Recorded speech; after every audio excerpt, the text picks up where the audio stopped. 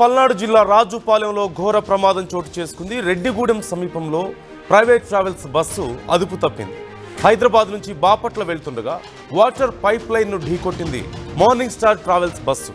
Emergency door నుంచి ప్రయాణికులు బయటికి దూకి ప్రాణాలు కాపాడుకున్నట్లుగా తెలుస్తోంది. ప్రమాద సమయంలో బస్సులో 30 మంది ప్రయాణికులు ఉన్నట్లుగా సమాచారం అందుతోంది.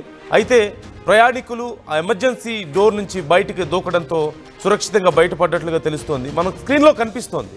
ఒకసారి ఆ విజువల్ చూడండి. బస్సు ఏ షేప్లో ఉందో, ఏ పొజిషన్లో ఉందనేది మనకు కనిపిస్తోంది. రోడ్డు మీద వెళ్తున్నటువంటి కొంచెం వేగంగా వెళ్తున్నటువంటి బస్సు ఒక్కసారిగా అదుపు తప్పి సైడ్కి వెళ్ళిపోవడంతో సైడ్ ఉన్నటువంటి భారీ పైప్ లైన్స్ను ఢీకొట్టినట్లుగా తెలుస్తుంది. మనకు స్క్రీన్లో ఆ పైప్ లైన్ కూడా కనిపిస్తోంది.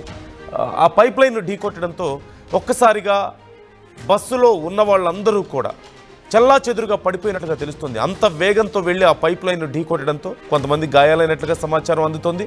అలాగే వెంటనే అప్రమత్తమై బస్సు డ్రైవర్ అలాగే సపోర్టింగ్ డ్రైవర్ ఇద్దరు కూడా అప్రమత్తమై ఆ ఎమర్జెన్సీ ఎగ్జిట్ని ఓపెన్ చేయడంతో 30 మంది ప్రయాణికులు బయటపడ్డట్లుగా తెలుస్తోంది.